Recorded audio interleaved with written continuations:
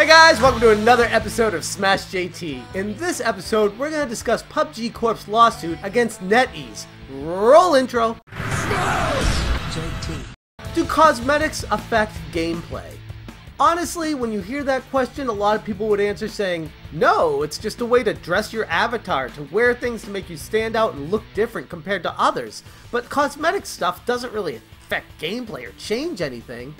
I want you to take a look at this picture. This outfit is camouflaged to blend in with environments. Cosmetics can, and certainly do in some instances, affect gameplay, especially when it comes to games like PUBG. Part of the lawsuit that PUBG Corp is asserting is that cosmetic infringement should be taken seriously, because PUBG's cosmetics are a crucial gameplay element. An excerpt from the lawsuit reads, "However, clothing does affect gameplay in terms of camouflage. Clothing can be used to assist the player to blend in with the environment, making the player less visually detectable.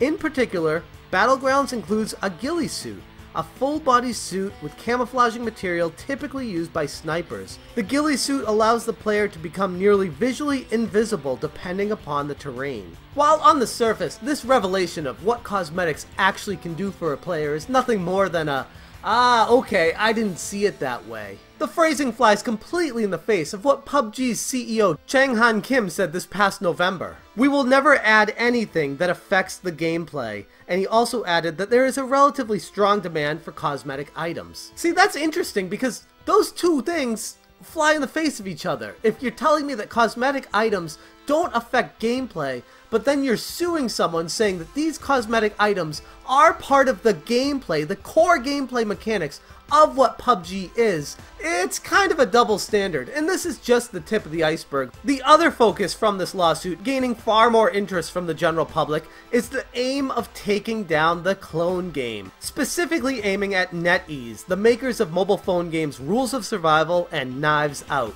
and how these games are stealing the environments of PUBG, which is kind of ironic and funny to me because PlayerUnknown's Battlegrounds assets and environments came directly from the Unreal store. So claiming those as your own in a lawsuit against a company that's doing the same thing, it doesn't even make sense at that point. The lawsuit also discusses frying pans being an integral part of the PUBG experience, which is crazy because frying pans have been in a ton of other games prior to PUBG, and yet all of a sudden PUBG developers are saying, this is a proprietary item from our game, you are not allowed to use a frying pan in your games. Which makes me wonder if Valve is going to start suing PUBG, because Valve was using frying pans back with Team Fortress and Left 4 Dead.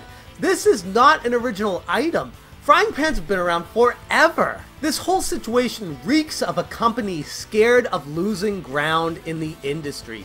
PUBG is slowly dying, and these guys up at the top see that happening.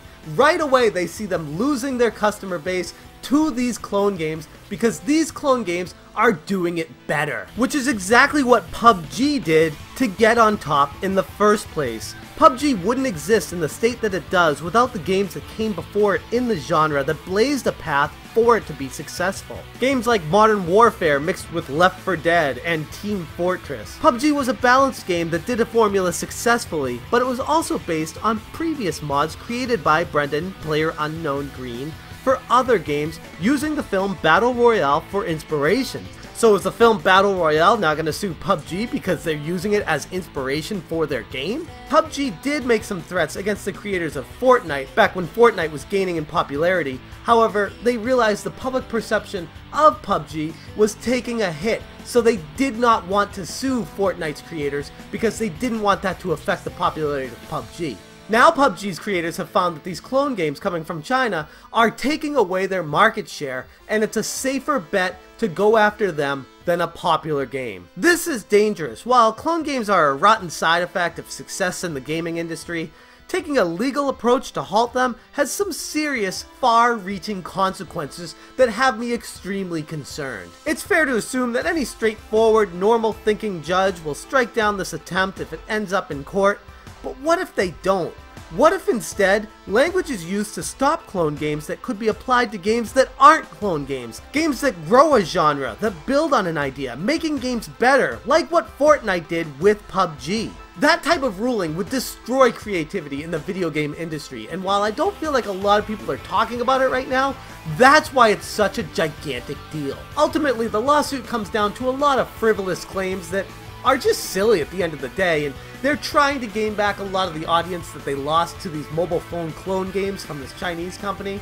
And I get it, I see why they're doing that. I read through the entire lawsuit, I'll link it in the description below if you guys want to read it as well, but ultimately the Cliff Notes version of it for you is it just comes down to a bunch of frivolous claims that they're upset at this Chinese knockoff company cloning their games, trying to make money off of their concept. And clone games have existed since the beginning of video gaming. It will always be there, and there's nothing that can be done about it. It drives me insane when I hear game companies trying to take down clone companies. If you make your game good, you make it the best you can possibly make it, you have created an audience for yourself, making it nearly impossible for a clone game to get in and steal your audience. However, if your game is a little bit broken, or if there are things you could have done better but you didn't, and clone games start popping up that do your game better, guess what? This is the natural course of evolution in the video game world.